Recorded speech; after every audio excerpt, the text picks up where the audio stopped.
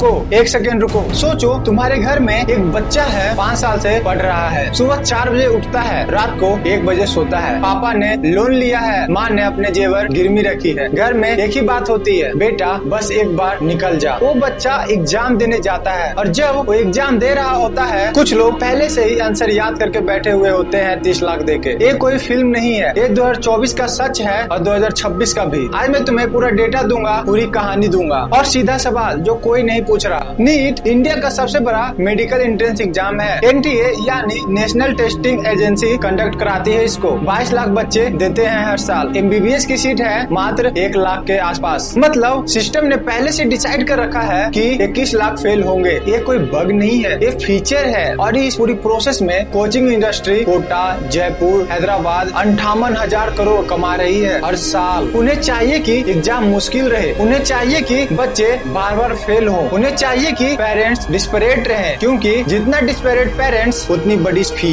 और एनटीए बोलता था बायोमेट्रिक वेरिफिकेशन है, एआई सीसीटीवी है, 5G जैमर्स है। वही एनटीए जिसके पूरे सिक्योरिटी सिस्टम के बाद भी पेपर हजारीबाग के एक स्कूल से कंट्रोल रूम से निकल गया। एक बार और सुनो, जीपीएस, बायोमेट्रिक, एआई जैमर्स, और फिर भी पेपर निकल गया। 5 मई 2024 एग्जाम खत्म हुआ। सोशल मीडिया पर क्लेम्स आई कि पेपर लीक हुआ। एनटीए ने सीधा कह दिया कुछ नहीं हुआ है, सब ठीक है। पर रिजल्ट आया, 67 स्टूडेंट को 720 में 720 मिले, बहुत सारे एक ही सेंटर से, और दर्जनों बच्चों को 718, 719 मिले, जो मैथमेटिकली ऑलमोस्ट इम्पॉसिबल है। नॉर्मल स्कोरिंग में 720 में 720, physics perfect, chemistry perfect, biology perfect. मैं तुमसे सीधा पूछता हूँ, क्या तुम्हें कभी कोई भी एग्जाम दिया है जिसमें एक भी गलती नहीं की? मैं नहीं दिया। एनडीए ने कहा ग्रेस मार्क्स दिए थे। ग्रेस मार्क्स से 720 में 720, कोई इसको एक्सप्लेन करेगा? हजारीबाग पेपर चोरी हुआ ओएसिस स्कूल के कंट्रोल रूम से, हजारीबाग झारखंड। पंकज कुमार एनआईटी जमशेदपुर का सिविल इंजीनियर प्रिंसिपल और वाइस प्रिंसिपल के मिली भगत से कंट्रोल रूम में घुस गया। उसने ट्रंक टेम्पर किया, सारे पेजेस की फोटोज ली, ट्रंक वापस सील किया, राज गेस्ट हाउस में सॉल्व पेपर को डिस्ट्रीब्यूट किया। प्रिंसिपल और वाइस प्रिंसिपल जिन्हें पेपर की सुरक्षा करनी थी वही बेच रहे थे। बिहार पटना में 13 लोग पकड़े गए, इनमें 4 नीट कैंडिडेट भी थे। इन्होंने 30 लाख से 50 लाख में पेपर खरीदा था। एग्जाम से एक दिन पहले रात भर आंसर मेमोराइज किए, सुबह एग्जाम दिया। कुछ के पास से पोस्ट डेटेड चेक मिले। चेक मतलब इतना कॉन्फिडेंस था कि हम पकड़े नहीं जाएंगे। ये कॉन्फिडेंस कहाँ से आया? ये सवाल आज भी किसी ने नहीं उठाया। सॉल्वर पेपर सॉल्व किया एम्स पटना,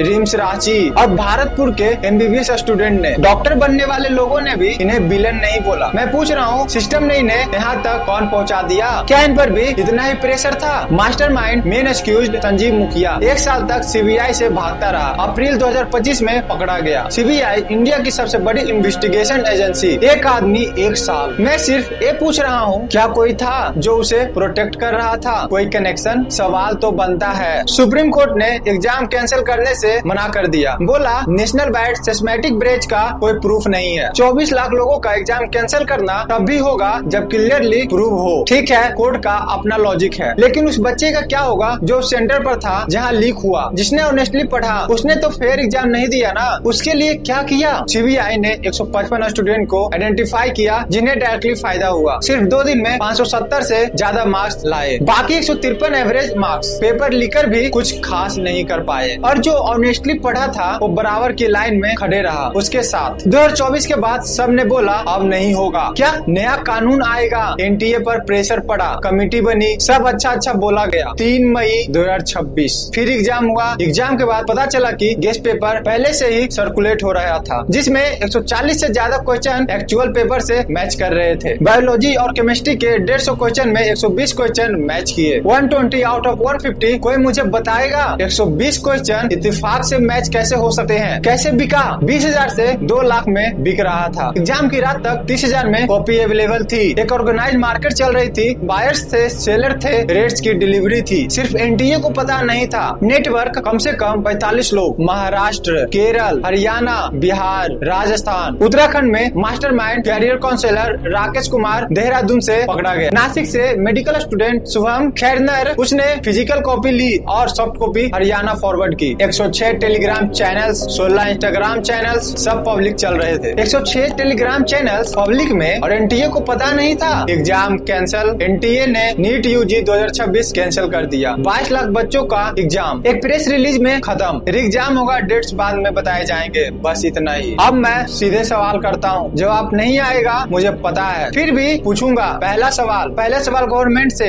2024 में हुआ, तुमने कानून बनाया public examination prevention of unfair means act 2024, 10 साल तक की सजा। 2026 में फिर हुआ तो कानून ने किसको रोका, क्रिमिनल्स को या सिर्फ ऑनेस्ट बच्चे को? दूसरा सवाल, संजीव मुखिया 1 साल तक भागता रहा, वो अकेला आदमी है, सीबीआई पूरी एजेंसी है, तो क्या कोई था जो उसे प्रोटेक्ट कर रहा था? सवाल गलत है क्या, ये पूछना। तीसरा सवाल, एनटीए के पास जीपीएस ट्रैकिंग थी, बायोमेट्रिक थी, एआई सीसीटीवी था, 5G जैमर्स थे, फिर भी पेपर्स निकला। तो ये टेक्नोलॉजी किसके लिए थी, दिखाने के लिए या एक्चुअल काम करने के लिए? चौथा सवाल, सबसे जरूरी, वो बच्चा जिसने 5 साल पढ़ा, जिसके घर में लोन है, जिसने कुछ गलत नहीं किया, उसका 1 और साल गया, उसकी नींद गई, उसका मेंटल हेल्थ गया, उसके घर वालों की उम्मीद टूट रही है, उसके लिए क्या है, एक एग्जाम होगा? क्या यही काफी है? मैं 19 साल का हूँ और मैं जानता हूँ बहुत सारे लोग ये वीडियो देख रहे हैं, वो भी मेरे जैसे ही उम्र के हैं, कुछ नीट दे रहे हैं, कुछ देने की सोच रहे हैं। मैं उनसे बात करता हूँ, तुम गलत नहीं हो, तुम्हारा सपना गलत नहीं है, तुम्हारा मेहनत गलत नहीं है, सिस्टम गलत है। और जब तक हम ये बोलते रहेंगे बिना रुके, जब तक ये लोग समझेंगे कि इन्हें जवाब देना पड़ेगा। ये वीडियो शेयर करो, सिर्फ इसलिए नहीं कि व्यू आए, इसलिए कि उस बच्चे तक पहुँचे जो आज टूट के बैठा है। मैं वनीश, अपना राय कमेंट में जरूर दे। क्या इस सरकार निकम्मी निठल्ली हो गई है या कुछ कर पाएगी?